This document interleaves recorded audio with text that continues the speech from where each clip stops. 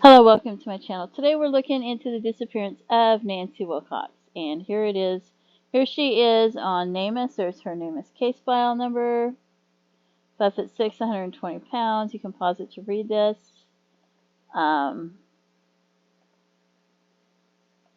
So there's images. And then this is one of her photos. I don't know if they added color years later or if it actually had color to begin with. Here's her in the Doe network. Just says she left high school to buy a pack of gum. She was last seen riding in a VW Bug similar to Ted Bundy's. And then we go to the Charlie Project. It says she's missing from Holliday, Utah, 16 years old, 5'6", 120 pounds. It has her coat. She had a brand new coat, a size 9 dress, and a size 6.5 shoes, which I think is very important to have the sizes when someone goes missing, because a lot of these, they don't include the sizes unless they find remains, and then the remains have the sizes, but the missing people don't. So yellow Volkswagen Bug, blondish brown hair, brown eyes, her ears were pierced. She was last seen riding in a yellow Volkswagen Bug near her home on Arnett Drive in Holliday, Utah, October 2nd, 1974. She went out to buy a pack of gum, and she's never been heard from since. She was a student at Olympus High School and a cheerleader when she vanished, and active in her local Mormon church. Authorities initially classified her as a runaway, but she was only the first of many girls and young women to disappear in Utah during that time period. She was a junior at school. She was a cheerleader. She had a job as a waitress. She left all her belongings behind. She had cherished jewelry that she loved that she left behind. They believe that she was a victim of Ted Bundy. He was executed in Florida in 1889, confessed to many murders before his death, including hers. They said she fits the profile of his other victims, and he was known to have been in the area at the time.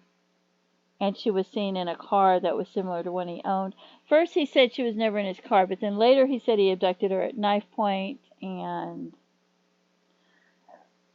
did things to her and strangled her and buried her body near Capitol Reef National Park, over 200 miles from the site. That's a long ways to go. So he's saying he buried her body over 200 miles from the place that she went missing.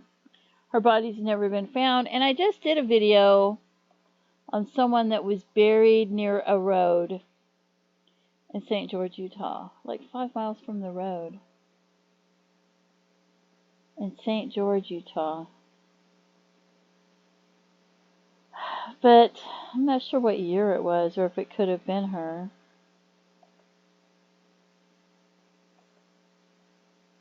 That would be interesting. Okay, so then I'm thinking all these people go missing. He was dating a woman named Diane that lived in San Francisco, I think from 1969 to 1974, something like that. So why would he have killed anybody there? I wanted to see how many people went missing in or near San Francisco around that time frame. And I just looked for females. So let's see what we have. We have this young lady. She was 18 years old. She was an African-American female. You may say it don't fit the profile, but I can't help but wonder if somebody's going to kill somebody and do things to them. Are they going to... I just, I don't know. So anyway, she was last seen July 11th, 1972 by her parents. Her vehicle was recovered in Marin County 3 days later. Black hair, brown eyes. And then we had this young lady. She was also African American. January 1st, 1973, San Francisco, 26 years old, 5'7", 130 pounds. Just said she was last seen in San Francisco. And then we have children. There was a 5-year-old went missing Half Moon Bay, January 16th, 1973. She was last seen around 2 p.m. playing in her family's backyard. So, and they don't know what happened to her. Blonde hair, brown eyes. Then there's another child went missing. And there was another child that went missing. I just did a video on in Moab, Utah. And they were distracted by a dog fight and they don't know what happened to the child. And there was a car between them and the river, so they weren't sure if the car had anything to do with it. Okay, so then we have Cynthia Lynn Sumpter went missing from San Jose, California. She was 5 years old. April 27, 1974. She was last seen playing outside of her apartment complex. And she had a cowlick on the right side of her hairline, a mole on the left side of her back, and a small cleft chin. Her eyes may appear dark blue to hazel in color. She was last seen in a red and white striped sleeveless shirt with a blue star on the front and purple pants. She didn't have any shoes on. Okay. And we have another child who was 6 years old, went missing from San Rafael, California. These are all near San Francisco. She was last seen, she left her home to go to school. She never attended school that day, and she never made it back home. She's never been seen or heard from since. We have November 1974. I'm not sure if he was still dating that woman at that time. Santa Cruz, California, 26 years old, 5'6", 100 pounds. Okay, and January 18th, 1971, Hayward, California, Christine Marie Easton. She borrowed her former boyfriend's vehicle to go shopping and to wash his car, and I don't know. That one seems kind of,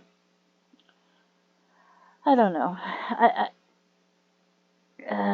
Anyway, her car was washed. I mean, she went missing, and her former boyfriend's car shows up at a car wash, and it's been washed on the inside and the outside, maybe, but I'm not sure. Strawberry blonde hair. That one creeps me out, so I don't know. You really never know, right? Don't want to assume the worst of him. 17 years old, she went missing from Santa Clara, California. Doesn't really have any information about it other than November 25th, 1973, she went missing. So if he was dating someone in San Francisco, he might have been in the area at the time. And I know you're going to think, well, they don't really fit the description, but I don't know. October 3rd, 1969, 5'2", 105 pounds. She was last seen or heard from around that time. She had an appointment with social services in San Francisco when she went missing. Her family feels she was fearful of her well-being and suspects she may have been murdered. Well, and there's some pictures of her. Sometimes she dyed her hair blonde. Here's one of them. Very beautiful lady. Okay, so then we have this one, 18 years old, 1973, July. She was supposed to have gone to Mexico with somebody named Carrie Crystal, but she never returned. And I don't know, she certainly looks like she... So then we have this one in California, 20 years old, 1972, April. She left her residence around 9:30 for school. She was a student. She was at junior college. She was never seen or heard from again. And we have Beatrice, San Jose, California, 33 years old, 5 foot tall. Missing persons report last seen in the area of Bailey Avenue and Santa Teresa Avenue. And Mercedes Lodge, 4'10" to 5'2". Castro Valley. This is all near San Francisco, and she had been attending AA meetings. And this one I'm not sure about, but I left it in there because she's 55 years old, Dixon, California. Husband stated he dropped her off at a bus depot to go to San Diego to visit relatives, so I don't know. But I'm leaving it in there anyway. But I just feel like if he's killing people in these other states, and if he's traveling, because he traveled to Vermont, he traveled to Philadelphia, and, sometimes he buried them. He drove for miles to bury their bodies. And one time, I'm pretty sure he killed 2 people at once. So I just don't understand why. It seems to me like, and he did get a child. He did get a child the one time. Was she, 12 years old? So it just seems like he would be, looking for an opportunity. But I don't know. I'm leaving him in. I don't know. You let me know what you think. I just thought, well, I'll just do this and leave these people in and look and see who's missing around that time, around that area. And there might be more that went missing around that area. And I don't know if any of them have anything to do with him or not, but they're in there. So, and if you have any idea what happened to any of these people, even if you gave the investigators information years ago, sometimes the case files go missing. Sometimes they don't make all the notes that they need to. They may not have the information that you once gave them. So if you have information, maybe you feel like you heard it through the grapevine, somebody was drinking and talking. Just whatever information you have. If you're not sure if it's relevant, let them decide if it's relevant or if it's important or if it'll help them solve the case. And just give them the information that you have. Please contact authorities. You can find ways to call them. You can email them. If you go to NamUs and you see something like this, you go to contacts. Often it has a phone number. It also has the agency case number, and it might have an investigator. Sometimes, like, the emails might be out of date or the investigator might be out of date, but you can certainly find the phone number there. So, and if you feel like you'd rather email them, you could probably Google search it online or call them and ask them for an email. Anyway, don't forget to pray for their loved ones, and please feel free to leave comments and have a blessed day. Bye-bye.